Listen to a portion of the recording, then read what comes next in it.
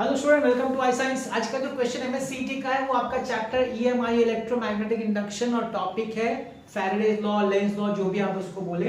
वैसे तो बहुत इजी क्वेश्चन है, लेकिन मैंने इसको इसलिए लिया है क्योंकि सम बड़ा लेंथी है। आप पेपर में जब ऑनलाइन में जब सम देखेंगे बड़ा लेंथी दिखेगा आपको। लोग लेंथी सम देख के डर जाते हैं, जबकि है बड़ा इजी। लेंज लॉ है आपका, जो ये इंड्यूस्ड ईएमएफ उसके ऊपर है। देखिए क्वेश्चन क्या बोलते हैं, और याद रखिएगा इसके बाद जो मेरा नेक्स्ट पार्ट रहता है इस वीडियो का क्या रहता है कि मैं कुछ गाइडेंस देता हूँ, ऐसे कुछ आइडियाज देता हूँ कि अगर आप उसको फॉलो करें तो आप डेफिनेटली अच्छा परसेंटाइल ला सकते हैं आपके एंट्रेंस एग्जाम में। तो उसको सुनना मत भूलिएगा, है ना। तो a long solenoid with 15 turns per centimetre, solenoid आप जानते हैं, सोलेनॉइड ये हमारा सोलेनॉइड है कि नहीं। अब ये सोलेनॉइड में बोला है अभी नंबर ऑफ टर्न्स पर सेंटीमीटर में हम लोग ना सोलेनॉइड को उसको स्मॉल एन से डिनोट करते हैं। तो स्मॉल एन है 15 टर्न्स पर सेंटीमीटर।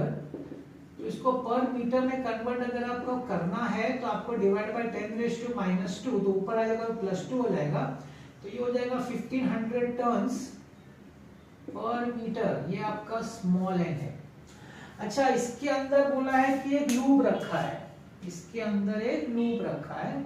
उस लूप का एरिया दिया हुआ है, लूप का area 2 centimetre square, 2.0 centimetre square, which is 2 into 10⁻⁻4 metre square. Okay, normal to its axis. If the current carried by the solenoid changes, solenoid में जो current move हो रहा है ना वो change हो रहा है, मतलब current is changing, change in current, change in current है। कितना है चेंज इन करंट? 4 एम्पियर से 2 एम्प, मतलब 2 to 4। तो डिफरेंस जो है वो 2 एम्पियर का है। कितने टाइम में? डेल्टा टी कितने टाइम में? 0.1 सेकेंड। अब पूछा इस वजह से उस कॉइल में, लूप में जो ईएमएफ इंड्यूस होगा वो कितना होगा। अब आप जानते हैं कि फैराडे और लेंज ने क्लियर बोला है कि जब भी फ्लक्स चेंज होता है passing through the coil whatever, अगर फ्लक्स चेंज होगा तो डेफिनेटली एक ईएमएफ इंड्यूस होगा जो उस चेंजिंग फ्लक्स को अपोज करेगा। तो चलिए पहले फ्लक्स समझ लेते हैं। फ्लक्स का बेसिक फॉर्मूला क्या? लाइंस ऑफ फोर्स होते हैं, इमेजिनरी लाइंस ऑफ फोर्स जो पास होते हैं आपके किसी भी मैग्नेटिक, किसी भी कॉइल में से अगर पास हो lines of force because of the magnetic field. तो इसका बेसिक फॉर्मूला जो है ना वो B.A वेक्टर फॉर्म में है। तो इसको हम ऐसा लिख सकते हैं BA cos थीटा। अब जनरली लोग क्या करते हैं ना, बहुत सारे देखेंगे ना, इसकी बात ही नहीं करते, लोग सीधा BA लिख देते हैं। ठीक है, करेक्ट है BA, मगर उसके पीछे कारण ये होता है कि आपका थीटा 0 डिग्री होता है। अब ये 0 डिग्री आप समझ जाएंगे तो फिर आपको समझ में आएगा कि फाई को BA क्यों लेते हैं, तो cos 0 1 होता है। अब ये 0 डिग्री कब होगा? जब मैग्नेटिक फील्ड लाइंस और एरिया वेक्टर दोनों का डायरेक्शन सेम होगा। अब देखिए आपका सोलेनॉइड है तो lines of force, magnetic field का जो लाइंस ऑफ फोर्स है ये डायरेक्शन में होगा। अब इसमें बोला है कि जो आपका कॉइल है वो नॉर्मल टू द एक्सिस है, तो इसका भी जो एरिया वेक्टर होगा ना वो भी उसी डायरेक्शन में होगा, लाइंस ऑफ मैग्नेटिक फील्ड के डायरेक्शन में। इसमें एंगल 0 डिग्री हो जाता है। इसमें कोई इसके बारे में बात नहीं करता है, लेकिन मालूम होना चाहिए। ठीक, ये आपका फ्लक्स है। हमने फ्लक्स क्यों कंसीडर किया है? क्योंकि ईएमएफ इंड्यूस बिना फ्लक्स के तो पढ़ ही नहीं सकते। अब लेंज और फैराडे ने क्या बोला था कि जो ईएमएफ इंड्यूस होता है वो -dϕ/dt होता है। माइनस का कारण ये था कि वो अपोज करता है। अब बहुत बार क्या होता है, वो लोग माइनस साइन कंसीडर ही नहीं करते। अब देखिए माइनस साइन का कंसीडर नहीं है, जबकि होना चाहिए आइडियली, मतलब चांस हो, प्रैक्टिकली मत लो। चलो हम लोग लेंगे, लास्ट में माइनस हटा देंगे, है ना, मगर जो एक्चुअल है तो लेना चाहिए d/dt ऑफ BA। अब आप मुझे बताइए कि सोलेनॉइड में जो मैग्नेटिक फील्ड है उसका फॉर्मूला है ना, डेरिवेशन भी है, फॉर्मूला भी, आपको फॉर्मूला आना चाहिए। क्या है फॉर्मूला? याद है? It is μ0 Ni। ये फॉर्मूला जो है μ0 Ni, ये है magnetic field formula inside the solenoid, mostly at the centre of the solenoid, जो पार्ट हम लोग कंसीडर करते हैं। μ0 Ni, μ0 इज आपको परमेबिलिटी है, N is the number of turns per metre, and I is the current flowing. ठीक है, अब इसमें करंट चेंज हो रहा है और सब तो चेंज नहीं हो रहा, तो बाहर निकाल लेते हैं। तो माइनस μ0 Na di/dt। अब आपको μ0 का फॉर्मूला मालूम होना चाहिए, वैल्यू फॉर फॉर्मूला नहीं, वैल्यू वैसे तो लोग देते हैं जनरली, इधर नहीं दिखा रहे लेकिन जनरली देना चाहिए हमको μ0 का वैल्यू।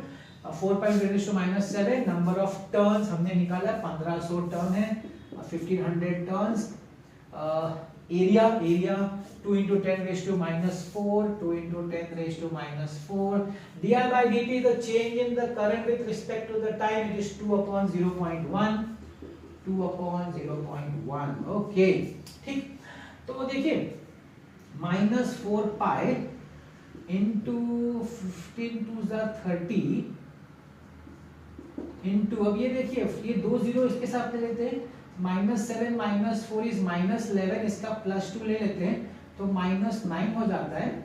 और देखिए इसको करेंगे तो ये 20 दे देगा आपको, है कि नहीं 20। तो इसका भी 2 जीरो इसको दे देते हैं तो क्या हो जाएगा -4 pi into 6 into 10 raise to -7। अब फाइनली इसे मल्टीप्लाई करना है। ओके, तो अब यहाँ पे आप देखेंगे सब ऑप्शन जो है -6 में है, तो -6 मतलब एक और पॉइंट देना पड़ेगा, तो देख लेते हैं -24 पाई इंटू 10 रेज टू -7। एक और हमें अगर दे दूं, चलो पहले मल्टीप्लाई कर लेते हैं। 3.14 इंटू 24, उन लोगों ने हमको पाई का वैल्यू दिया हुआ है, 3.14 दिया हुआ है। तो 4 2 जा 8, 2 1 जा 2, 6, 4 4 जा 16, 4 1 जा 4 and 5, 12, 6, 3, 5, 7. So it's -7536, 75.36 into 10 raised to -7। ठीक है, -6 में लिख दीजिए इसको, आ जाएगा 7.536 into 10 raised to -6 volts, and we have got the answer. The answer is B. तो इजी था ना, वैसे तो देखिए इजी था, सिर्फ आपको क्या समझना है, सॉल्वेंट है उसका आपको मैग्नेटिक फील्ड का आंसर मालूम होना चाहिए, magnetic field instead of solvent. ठीक है, अब चलिए आ जाता हूँ सेकंड पार्ट पे, जो मुझे लगता है बहुत इंपॉर्टेंट है। जैसे मैंने आपको कहा कि मैं गाइडेंस देना चाहता हूँ कि आप ऐसा क्या करें जिससे कि आपका एक अच्छा स्कोर आपके एंट्रेंस एग्जाम में आए।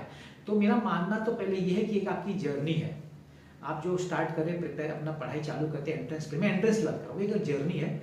वो जर्नी जो है ना वो एक टेस्ट मैच जैसी है। दो तरह का मैच होता है, टेस्ट मैच होता है, एक T20 होता है।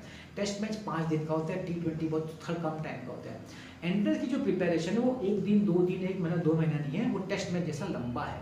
उसको अगर आप लंबे तरीके में अगर आपको प्रिपेयर करेंगे तो उसका ज़्यादा फायदा होता है। कम टाइम में सोचेंगे मैं प्रिपेयर करके स्कोर ले आऊँ तो बहुत डिफिकल्ट है। ठीक है, अब मैं आपको बताता हूँ इस जर्नी में कौन कौन से वो स्टेप्स है जो हमको करने चाहिए। पहला स्टेप मेरा मानना है कि आपके पास एक अच्छा सा फॉर्मूला बुक खुद का हैंड रिटन होना चाहिए। मार्केट में मिलता है, क्लास वाले देते हैं, सब ठीक है, लेकिन फिर भी आपको खुद का बनाना चाहिए। जैसे जैसे आपको क्लास में पढ़ाया जाए, टीचर पढ़ाए, आप एक बुक लीजिए, चैप्टर लिखिए और उसका फॉर्मूला लिखते जाइए और एक्सप्लेन करिए हर एक सिंबल क्या मतलब बनता है, कौन सा तो क्या वैल्यू है। हेल्प लीजिए बुक का, टीचर का, लेकिन लिखिए खुद। हम जब खुद लिखते हैं ना तो वो चीज़ हमारे दिमाग में बैठती है। दूसरे के बुक के देखने से क्या होता है, हम समझ नहीं पाते, हम लर्न कर लेते हैं, लेकिन हमारे लिखने से हमको लर्न भी नहीं करना पड़ेगा, हम सब समझ जाते हैं। ये बहुत फायदा है। अच्छा, इसका यूज कैसे करने का, जब भी आपको न्यूमेरिकल सॉल्व करना है MCQs, आप फॉर्मूला बुक सामने रखिए। जब भी आप ट्रैवलिंग करें, फ्री टाइम आप फॉर्मूला बुक को देखते रहिए, लर्न मत करिए। आप मैं आपको एश्योर करता हूँ, देखने से अपने आप ये दिमाग में आता रहेगा, वो सेट होता जाएगा। आपको प्रॉब्लम आप कभी आप सोचेंगे नहीं, अपने आप कैसे याद हो जाएगा, आप समझेगा नहीं। इसका फायदा सबसे इंपॉर्टेंट कब होगा, एग्जाम के एक दिन पहले आपको सिर्फ वो फॉर्मूला बुक है जो आपकी मदद करने वाला याद रखेगा, आपका 50% प्रॉब्लम वही सॉल्व कर देगा। बोलेगा यार फॉर्मूला तो अपने को आता है यार, डरने का ही नहीं। वो बुक आपको खुद चीख चीख कर चिल्लाएगा, ऐसा है फॉर्मूला। दूसरा क्या करने का हमको, सेकेंड स्टेप में हमको 2 अच्छा सा रेफरेंस बुक लेना चाहिए और उस रेफरेंस बुक से हमको प्रैक्टिस करने के लिए, जैसे क्लास में टीचर ने सिखा दिया कोई कंसेप्ट टॉपिक, हमको खुद करने का, टीचर के भरोसे नहीं रहने का। टीचर का कब स्टार्ट करे नहीं करे उससे कोई लेना देना नहीं हमको, क्योंकि MCQ सॉल्व करना एक स्किल है। स्किल कोई सिखा नहीं सकता, वो खुद करना पड़ता है, डेवलप।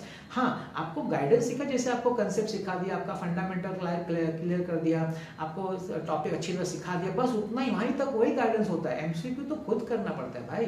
ये बहुत गलत बात है कि टीचर सिखाएगा, टीचर तो नहीं करा सकता। बोलने के टीचर बोलेगा मैं करा दूंगा, लेकिन ये फैक्ट नहीं है। क्यों?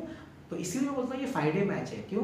क्योंकि प्रैक्टिस, इसको टाइम लगता है यार। जब स्किल कोई 1-2 दिन का काम नहीं है ना, वो लंबा जाता है। स्टार्टिंग में तकलीफ होगी, नहीं होगा, रॉन्ग आएगा, फ्रस्ट्रेशन आएगा, उस सब से करते लड़ते झगड़ते करते रहेंगे तो धीरे धीरे आपको अच्छा फील होने लगा, मुझे आ रहा है। वो टाइम भी आता है बहुत, आफ्टर पीरियड ऑफ टाइम वो टाइम भी आएगा, लेकिन उसमें टाइम लगता है। इसलिए लंबा प्रिपरेशन है, शॉर्ट टर्म प्रिपरेशन नहीं है।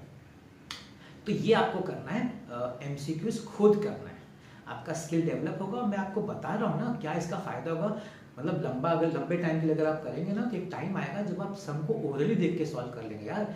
जब खुल जाएगा दिमाग, अनलॉक हो जाएगा ना आपका, ये अनलॉक मतलब स्किल आपका अनलॉक हो गया तो आप देख सब ओरली करेंगे, वो एक अच्छा भी, वो भी टाइम आता है। मतलब फिर मैंने बोला लंबा टाइम है, इसमें टाइम लगता है, पेशेंस रखना पड़ता है, शॉर्ट टर्म में ये आपको देखने को नहीं मिलता है। तीसरा स्टेप है मेरा कहना है कि PYQs देखना चाहिए। PYQs देखने से क्या होता है ना, हमको एक आइडिया आता है कि एग्जाम में कभी देखिए आप कितना इजी क्वेश्चन था, है ना, कि सॉल्यूट था बस, नहीं तो ऐसा क्वेश्चन। तो इस तरह के सम फिर प्रैक्टिस करना, तो प्रैक्टिस करते हैं ध्यान है, इस तरह के सम्स आते हैं, इसको आप ध्यान रखेंगे जब आप प्रैक्टिस। दूसरा, जब आप मेरा PYQs का देख रहे हैं ना, देखते समय आप क्वेश्चन देखें ना, पॉज करके खुद ही सोचने का, दिमाग में खुद ही दिमाग में घुमाने का क्या हो सकता है, कैसे करने का। और अगर आपको क्लिक हो गया फिर चेक करिए आपने जो सोचा राइट है कि नहीं सोचा, तो वेरी गुड, बहुत अच्छी बात है, नहीं आता तो सीख लिया। ये तीसरा काम करने का। चौथा वेरी इंपॉर्टेंट इज टेस्ट होना चाहिए रेगुलरली, वीकली में 2 टेस्ट होना चाहिए। वो कैसा टेस्ट होना चाहिए, एक तो टेस्ट होना चाहिए उस वीक में आपने जो प्रैक्टिस किया ना, एमसीक्यूज आपका खुद का प्रैक्टिस, PCM अगर है, तीनों सब्जेक्ट का मिला के टेस्ट उस वीक का। और एक टेस्ट होना चाहिए स्टार्टिंग से लेकर अभी तक आपका जितना पोर्शन होगा उसका कंबाइंड टेस्ट। 2 टेस्ट आप हर वीक के देखिए आजकल ऐप्स है, ऑनलाइन है, बहुत क्लासेस के ऐप पे भी होता है ना, आप कस्टमाइज टेस्ट जैसा भी है आपको ये देखना पड़ेगा, कैसे भी करके इसका आप जुगाड़ कर लिए और टेस्ट दीजिए। ये 4 चीज़ करके तो देखिए आपको किसी की ज़रूरत नहीं पड़ेगी यार, आपको सिर्फ वो टीचर जो फर्स्ट टाइम पढ़ा रहा है ना कंसेप्ट क्लियर, उसी की जरूरत, उसी समय आपकी ज़रूरत है टीचर की, उसके बाद आपको किसी की ज़रूरत नहीं, किसी की ज़रूरत नहीं। और अच्छा परसेंटाइल, मतलब कोई ऐसा नहीं 95 प्लस, मैं तो बोलता हूँ 99 आ गया तो ठीक है, मैं तो थोड़ा कम ही बोल रहा हूँ, 95 प्लस, है ना। ट्राई करके देखिएगा और अच्छा आएगा तो फिर याद करिएगा, अगर आप इसको फॉलो करके लाते हैं तो, है कि नहीं। और मैं आपके लिए देखिए ऐसे PYQ ला ही रहा हूँ अलग अलग, उसमें प्ले लिस्ट में CET है, नीट है, JEE मेंस है, एडवांस है, सब देखने का, ऐसा नहीं मुझे नहीं देना है। आप देखिए तो शायद आपको कल लगे अरे मैं एडवांस भी दे सकता हूँ, आपको फील आ सकता है यार, यू कैन नेवर से। देखते रहिएगा, है ना, देखते रहिएगा। वैसे मैं ला रहा हूँ। आज का वीडियो देखने के लिए बहुत बहुत धन्यवाद।